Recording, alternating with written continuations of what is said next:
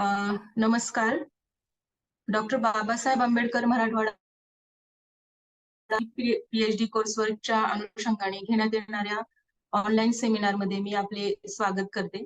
तसेच माझे मार्गदर्शक आदरणीय डॉक्टर कैलास मोटे सर, ज्यांच्या मार्गदर्शनाखाली हा विषय मी आज निवडला आहे, ज्यांचे अमूल्य मार्गदर्शन मला वेळोवेळी होत असते, असे माझे मार्गदर्शक डॉक्टर कैलास मोटे सर यांचे देखील मी खूप खूप स्वागत करते.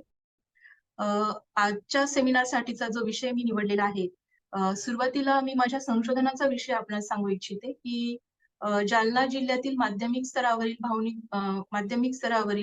विद्यार्थ्यांच्या भावनिक बुद्धिमत्तेचा अभ्यास हा माझ्या संशोधनाचा विषय आहे.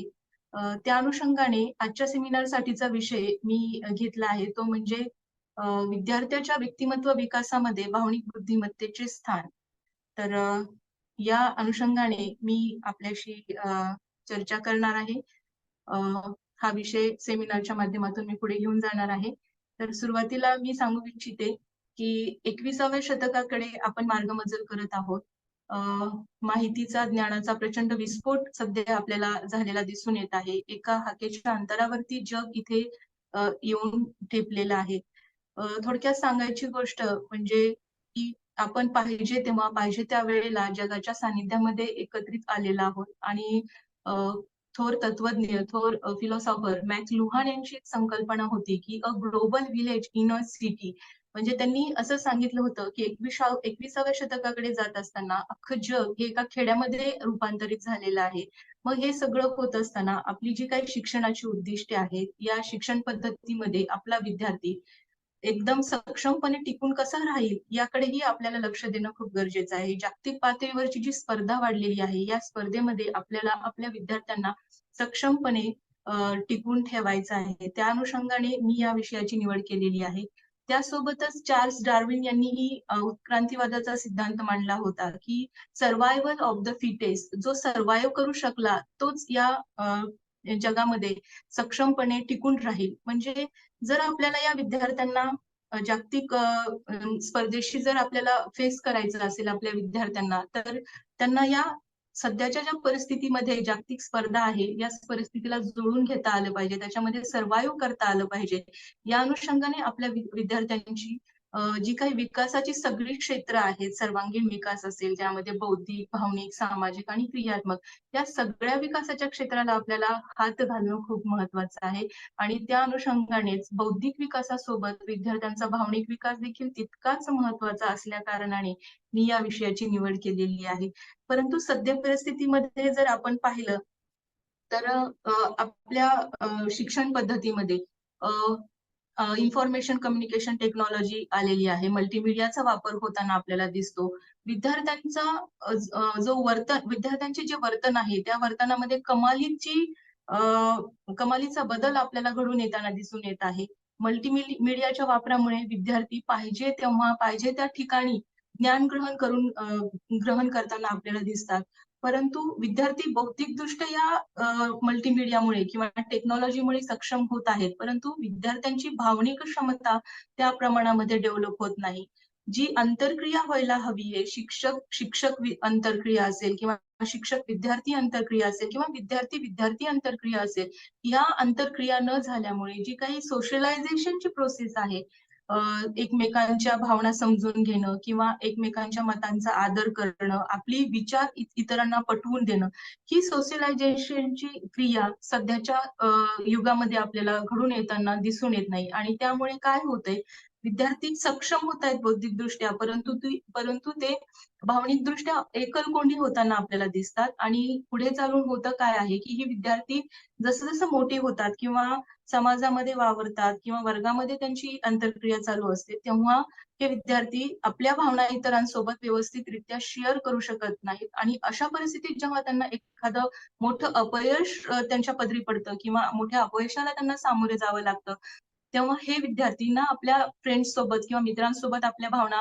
व्यवस्थितरित्या एक्सप्रेस करू शकतात किंवा त्यांच्यामध्ये स्वतःच्या भावना व्यवस्थापन करण्याची क्षमता नसल्या कारणाने प्रचंड वैफल्याला ते सामोरे जातात. आणि या वैफल्याचं रूपांतर अगदी मोठ्या आजारामध्ये किंवा मानसिक आजारामध्ये होऊन हे विद्यार्थी कुठेतरी मागे पडलेली आपल्याला दिसून येतात. WHO चा 2010चा सर्व्हे असा सांगतो, की जगभरामध्ये 40 ते 50% विद्यार्थी असे आहेत, की जी मानसिकरित्या अ, आजारी आहेत, असा WHO चा सर्व्हे सांगतो. त्यासोबतच त्यांच्या सर्व्हेमध्ये असंही नमूद करण्यात आलेलं आहे, की रस्त्यावरील जेव्हा अपघाताने मृत्युमुखी लोक पडतात, त्या अपघाताने मृत्युमुखी पडल्यापेक्षा मानसिकरित्या वैफल्यग्रस्त होऊन आत्महत्या करण्याचे प्रमाण हे भारतामध्ये दुसऱ्या क्रमांकावर आहे. तर मग अशा गंभीर समस्या जर आपल्याला सामोरे जावं लागत असेल, तर ही मुलं आपल्या भारताचे सुजाण नागरिक आहेत. कुठेतरी या सगळ्याला आळा घातला पाहिजे. आपल्या शिक्षण पद्धतीमधून म्हणा किंवा आपल्या कुटुंबामधून म्हणा, या विद्यार्थ्यांना गरजेचं आहे. आणि म्हणूनच सध्याच्या शिक्षण पद्धतीमध्ये भावनिक बुद्धिमत्ता ही संकल्पना लागू करण्यात आलेली आहे. आपण जाणतो की 2020 म्हणजे नवीन राष्ट्रीय शैक्षणिक धोरण सध्या लागू होण्याच्या मार्गावरती आहे. तर या धोरणामध्ये देखील मुलांच्या भावनिक बुद्धिमत्तेचा विकास कसा जास्तीत जास्त प्रमाणामध्ये साधता येईल यावर खूप मोठा भर देण्यात आलेला आहे. आणि त्या अनुषंगानेच आपण एक शिक्षक म्हणून, एक समाज म्हणून विद्यार्थ्यांचं व्यक्तिमत्व भावनिकदृष्ट्या कसं सक्षम होईल याकडे लक्ष देणं खूप गरजेचं आहे. तर विद्यार्थ्यांच्या व्यक्तिमत्वामध्ये आपल्याला भावनिक बुद्धिमत्तेचे महत्व बघायचे आहे. तर त्या अनुषंगाने व्यक्तिमत्व संकल्पना सुरुवातीला पाहणं खूप गरजेचं आहे. व्यक्तिमत्व, पर्सनॅलिटी, प्रामुख्याने पर्सनॅलिटी हा शब्द प्रामुख्याने ग्रीक मधून पर्सोना या शब्दापासून तयार झालेला आहे, ज्याचा अर्थ मुखवटा असा होतो. सुरुवातीला पाहायला गेलं तर ग्रीक लोकांमध्ये व्यक्तिमत्व म्हणजे फक्त बाह्य गुणांचा अभ्यास किंवा बाह्य वर्तन म्हणजेच व्यक्तिमत्व एवढीच मर्यादित व्याख्या तिथे करण्यात आलेली होती. परंतु जसा जसा काल बदलत गेला, जशी जसा संशोधने होत गेली, त्या अनुषंगाने खूप साऱ्या तत्वज्ञांनी किंवा मानसशास्त्रज्ञांनी या व्यक्तिमत्वाच्या व्याख्येमध्ये भर घातलेली आहे. आणि त्यांनी असं सांगितलं की व्यक्तिमत्व केवळ बाह्य गुणांचाच अभ्यास नसून व्यक्तिमत्व म्हणजे व्यक्तीच्या बाह्य सोबतच अंतर्गत गुणांचा देखील अभ्यास आहे.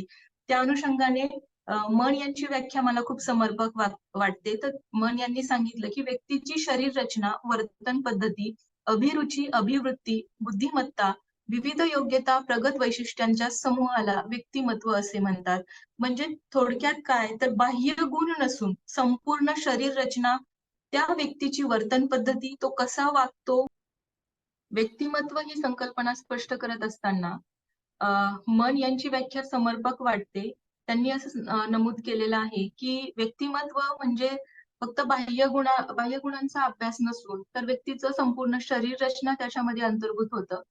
सोबतच त्याची वर्तन पद्धती, त्याचं वर्तन कसं आहे, इतरांशी वागण्याची त्याची पद्धती काय आहे, सोबतच त्याची आवड, एखाद्या गोष्टीकडे पाहण्याचा त्याचा दृष्टिकोन कसा आहे, त्याची बुद्धिमत्ता, त्याच्यामध्ये अंतर्भूत असणाऱ्या विविध क्षमता, योग्यता, या सगळ्या वैशिष्ट्यांच्या समूहाला मन यांनी व्यक्तिमत्व असे संबोधलेली आहे. त्यानंतरची व्याख्या आहे रेस्क रोड यांची.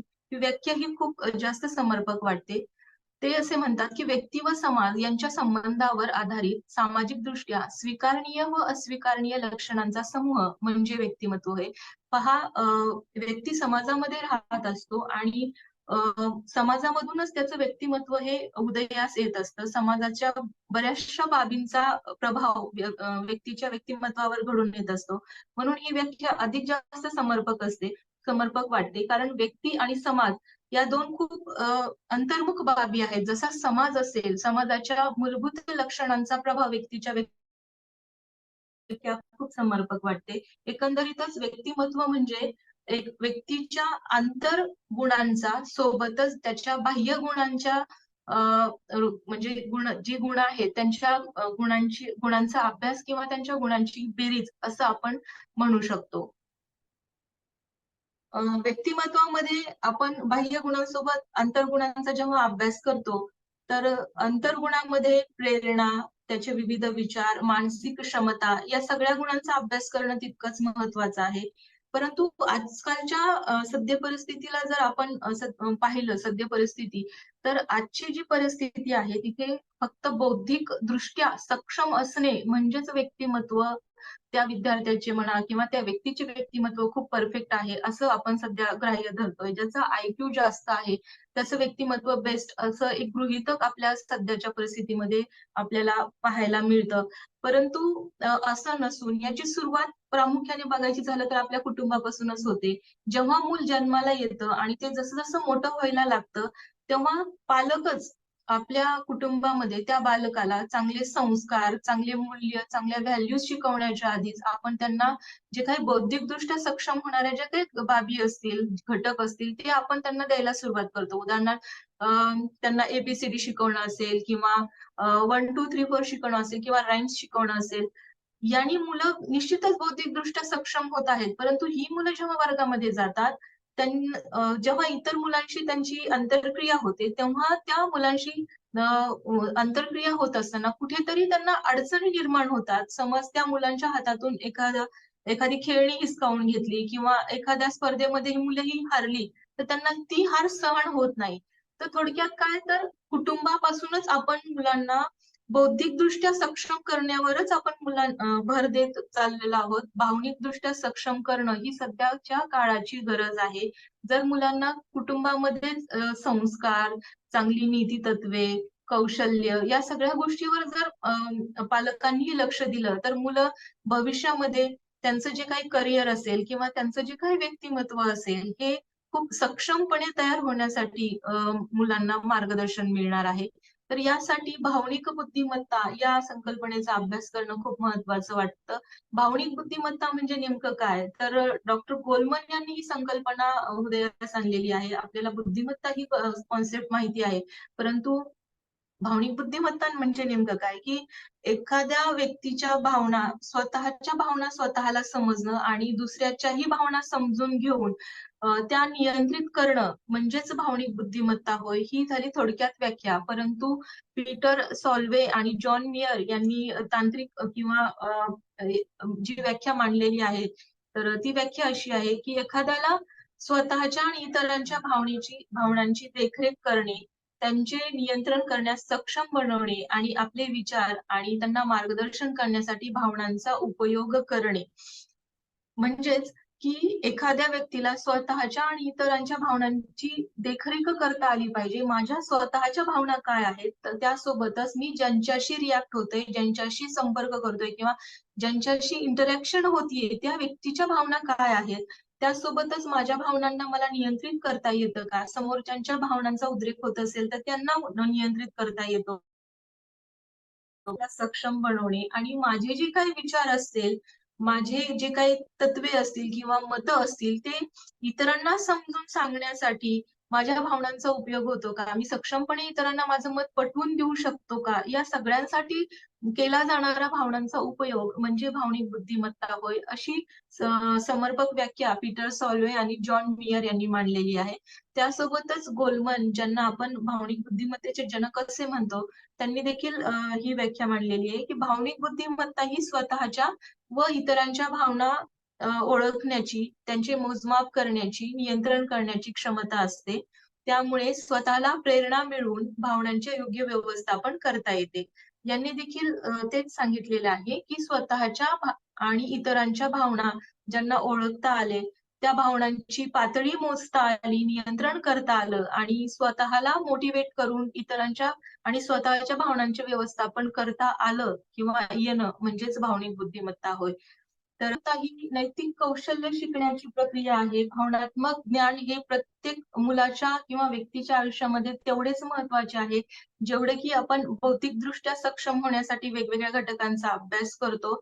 जर ही विद्यार्थ्याच्या विकासाच्या सुरुवातीपासून प्रारंभिक स्तरापासून सुरू होऊन आणि उच्च स्तरापर्यंत ही भावनिक बुद्धिमत्ता जर टिकून राहिली, तर निश्चितच विद्यार्थी त्यांच्या जीवनात येणारे विविध अनुभव अधिकाधिक किंवा त्यांचं जे काही करिअर असेल ते अधिकाधिक उत्तमपणे, सक्षमपणे व्यवस्थित करू शकतात. तर याच भावनिक बुद्धिमत्तेचे काही घटक विशद करण्यात आलेले आहेत. प्रामुख्याने भावनिक बुद्धिमत्ता ही 2 घटकामध्ये विभागली आहे. पहिली म्हणजे व्यक्तिगत क्षमता आणि सामाजिक क्षमता. तर व्यक्तिगत क्षमतेमध्ये सुरुवातीला स्वजाणीव, स्वनियमन आणि प्रेरणा ही प्रमुख 3 उपघटक आहेत. सोबतच सामाजिक क्षमतेमध्ये परानुभूती आणि सामाजिक कौशल्य करतो, तेव्हा ती भावनिक बुद्धिमत्ता 2 पातळीवर काम करते. एक म्हणजे वैयक्तिक क्षमता आणि दुसरी म्हणजे सामाजिक क्षमता. तर वैयक्तिक क्षमतेमध्ये जो पहिला घटक सांगण्यात आलेला आहे, की स्वजाणीव. स्वजाणीव म्हणजे व्यक्तीला स्वतःच्या भावनांची जाणीव असणं. मला कधी राग येतो, मला कधी आनंद वाटतो, म्हणजे आपल्या जे काही विविध भावना विशिष्ट वेळी कधी मला तयार होतात आणि त्या भावनांवर मी नियंत्रण मिळवू शकतो का? या सगळ्यांची जाणीव म्हणजे स्वजाणीव आहे. सोबतच व्यक्तीला आपल्या अंतर्भूत असलेल्या ज्या काही क्षमता आहेत, त्यांची जाणीव असणं ही खूप महत्वाचं आहे. अ, स्वतःच्या क्षमतांची जाणीव असेल, तर व्यक्ती व्यवस्थितरित्या आपल्या ज्या काही भावभावना आहेत, त्यांना हँडल करू शकतो. इतरांसमोर त्या प्रदर्शित करू शकतो. त्यानंतर आहे स्वनियमन. आपल्या स्वतःच्या भावना स्वतःच्या अधीन असणं खूप महत्वाचं आहे आणि वेळप्रसंगी त्यावरती नियंत्रण करता येणं देखील तितकंच महत्वाचं आहे. आपण पाहत असू, की एखादा व्यक्ती विशिष्ट वेळी अचानक आक्रमक होतो किंवा एखादा व्यक्ती खूप हळवा असतो किंवा खूप एकलकोंडा असतो. तर मग ही एकलकोंडे, हळवे किंवा भित्रे अशी जी पर्सनॅलिटी डेव्हलप होते, तर ही कशामुळे होते? की ज्यांना स्वतःच्या भावनांचं नियमन करता येत नाही, तेव्हा या भावना त्यांच्यावरती हावी होतात आणि विशिष्ट प्रकारचं लेबल त्यांच्यावरती लावलं जातं. तर त्या अनुषंगाने प्रत्येक व्यक्तीला किंवा प्रत्येक विद्यार्थ्याला स्वतःच्या भावनांचे स्वनियमन करता येणं खूप महत्वाचं आहे. जर आपल्याला राग येत असेल, तर वेळेस त्याच्यावरती नियंत्रण करणं किंवा मला एखादी खुशी पण होत असेल, मला खूप आनंद ही होत असेल, तर आनंदाने हुरहुरून न जाता त्यालाही व्यवस्थापन करणं त्याचंही आणि स्वतःच्या आनंदालाही पचवणं किंवा दुःख झालेलं असेल, त्या दुःखालाही पचवणं तितकंच महत्वाचं आहे. तर स्वनियमन ही भावनिक बुद्धिमत्तेचा खूप महत्वाचा घटक आहे. त्यानंतर आहे प्रेरणा. प्रेरणा म्हणजे कुठलंही काम करण्यासाठी म्हणजे यशस्वी कार्यामागची जी काही शक्ती असते, तिला आपण प्रेरणा असे म्हणतो आणि ही प्रेरणा प्रामुख्याने गरजेवर आधारित असते. कुठलंही काम जर आपल्याला करायचं असेल, तर आपल्यामध्ये प्रेरणा निर्माण होणं, मग ती आंतरिक असेल किंवा बाह्य गोष्टींद्वारे मिळणारी असेल. परंतु मुलाने किंवा विद्यार्थ्याने मोटिव्हेट होणं खूप गरजेचं असतं. आपल्याला एखाद्या विशिष्ट टार्गेटपर्यंत पोहोचायचं असेल, एखादं कार्य उत्तमरित्या करायचं असेल, तर आपल्यामध्ये प्रेरणा तयार होणं खूप महत्वाचं आहे. आणि जेवढं आपण स्वतःहून मोटिव्हेट होऊन त्या गोष्टीच्या मागे सातत्याने त्याचा पाठपुरावा करू, त्याच्यानंतर जे आपल्याला फळ मिळणार आहे किंवा ती गोष्ट साध्य होणार आहे, तर त्याचा रिझल्ट खूप चांगल्या प्रकारे असतो. म्हणून भावनिक बुद्धिमत्तेमध्ये प्रेरणा हा घटक अंतर्भूत करण्यात आलेला आहे आणि खूप महत्वाचा आहे. इतरांशी चांगलं वागण्यासाठीची प्रेरणा तयार होणं हे देखील खूप महत्वाचं आहे. तर हे 3 घटक वैयक्तिक पातळीवरती काम करतात. त्यानंतर आहे सामाजिक क्षमता. आपण समाजामध्ये राहत असतो आणि समाजाचा खूप प्रभाव आपल्यावरती पडत असतो. समाजात वावरत असताना आपल्याला ही 2 कौशल्ये आपल्यामध्ये अंतर्भूत असणं खूप गरजेचं आहे. एक आहे परानुभूती म्हणजे सहानुभूती आणि आता नवीन कॉन्सेप्ट आलेली आहे ती म्हणजे समानुभूती. म्हणजे आपल्या इतरांचे दुःख हे आपल्यामध्ये अंतर्भूत सहानुभूती वाटणे म्हणजे इतरांच्या दुःखांच्या प्रती आदर वाटणे, ही खूप महत्वाची गोष्ट आहे. सध्या समाजात जगत असताना आपल्याला विविध प्रकारच्या व्यक्तिमत्वाशी आपला संबंध येत असतो. वंचित घटक असतील, आर्थिकदृष्ट्या वंचित असतील, सामाजिकदृष्ट्या वंचित असतील किंवा विशेष जी काही बालके असतील, त्या सगळ्यांना सोबत घेऊन आपल्याला समाजामध्ये वावरायचं असतं. तर जेव्हा आपण या व्यक्तींशी रिएक्ट होत असतो किंवा इंटरॅक्शन करत असतो, तेव्हा या व्यक्तींना कुठेतरी आपण वेगळे नाही आहोत.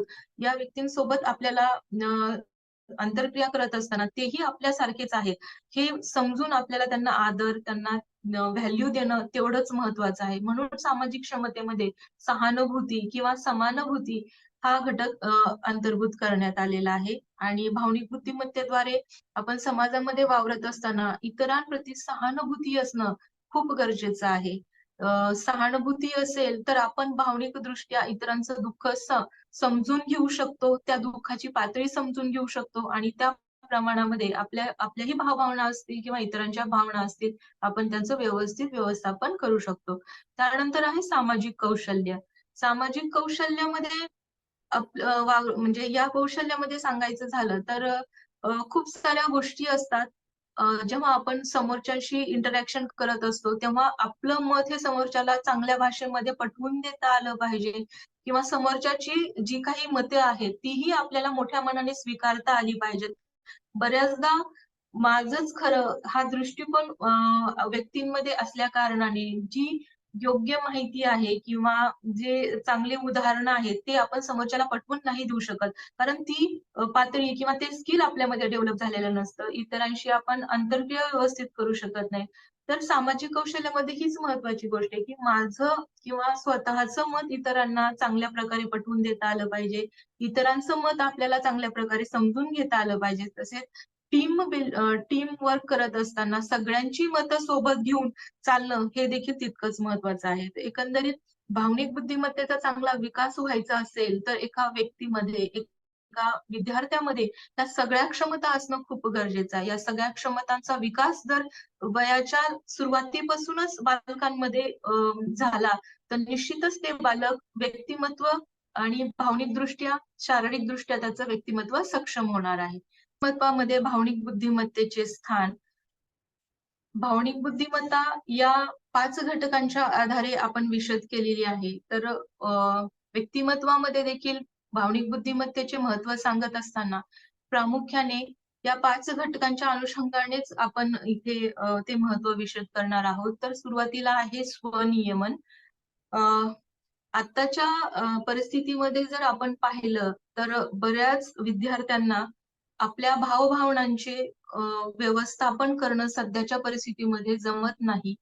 अ, आपण पाहत असू, की म्हणजे शाळेमध्ये असेल किंवा बाहेरच्या परिस्थितीमध्ये विद्यार्थी खूप आक्रमक झालेले आहेत आणि त्यामुळे विद्यार्थ्यांविद्यार्थ्यांमध्येही खूप संघर्ष चाललेला आहे. खूप विद्यार्थी न्यूनगंडाच्या स्वरूपामध्ये आपल्याला बघायला मिळतात. खूप विद्यार्थी लाजाळू असतात किंवा भित्र्या स्वरूपामध्ये आपल्याला वर्गामध्ये बघायला भेटतात. ही सगळी जी कारणं आहेत किंवा ह्या सगळ्या बाबी कशामुळे घडत आहेत, की मुलांना स्वतःच्या भावनांचे स्वनियमन करता न आल्या कारणाने अ, ह्या सगळ्या गोष्टी त्यांच्या व्यक्तिमत्त्वामध्ये येऊन जातात आणि त्यांची व्यक्तिमत्व त्या प्रकारे होऊन जाते. तर इथे मुलांना आपण भावनिकदृष्ट्या सक्षम होणं खूप गरजेचं आहे. जर मला एखाद्या गोष्टीची भीती वाटत असेल, एखाद्या विषयाची भीती वाटत असेल किंवा एखाद्या विशिष्ट गोष्टीची भीती वाटत असेल, तर ती भीती का वाटत आहे? मी किती लेव्हलपर्यंत गेल्याच्या नंतर मला त्या गोष्टीची भीती वाटते आणि एखाद्या गोष्टीची भीती वाटायची असेल, तर आपण ती गोष्ट कितपत धरून ठेवली पाहिजे. या सगळ्या गोष्टींना आपल्याला आवर घालता आलं पाहिजे. एका लिमिटपर्यंत. जर मुलाने योग्य वेळी योग्य त्या भावनांना जर आवर घातला, तर निश्चितच त्यांच्या पर्सनॅलिटीमध्ये चांगला बदल होणार आहे. म्हणजे जे काही वेगवेगळ्या प्रकारचे लेबल्स त्यांना लागतात, की हा विद्यार्थी खूप हुशार आहे किंवा हा विद्यार्थी अभ्यासामध्ये मागे आहे किंवा एकलकोंडा आहे. तर या गोष्टी तिथे होणार नाहीत. तर या अनुषंगाने व्यक्तिमत्व सुधारायचं असेल, तर पहिला पॉइंट आहे, की विद्यार्थ्याने स्वतःच्या भावनांचे स्वनियमन म्हणजे स्वजाणीव. म्हणजे मी कोण आहे? आपण पाहतो, की आज बरेचसे विद्यार्थी त्यांनाच माहिती नाही, की माझ्यामध्ये काय क्षमता आहेत, माझ्यामध्ये काय बेस्ट आहे. या बेस्ट क्वालिटी त्यांना न समजल्यामुळे ते मार्ग असतो किंवा दररोजचं दैनंदिन जीवन असतं, ते कुठेतरी भरकटत चाललेलं आपल्याला दिसून येतो. स्वजाणीवेमध्ये तंत्र खूप महत्वाचं ठरेल, की प्रत्येक विद्यार्थ्याला जर हे कळालं, की माझ्या स्ट्रेंथ काय आहेत, मला कुठल्या-कुठल्या अपॉर्च्युनिटीज येऊ शकतात किंवा मला येणारे संभाव्य धोके काय असू शकतील. या सगळ्या गोष्टी जर विद्यार्थ्यांनी जाणून घेतल्या, की माझ्यामध्ये असली कुठली क्षमता आहे, की जी मला बेस्ट येते.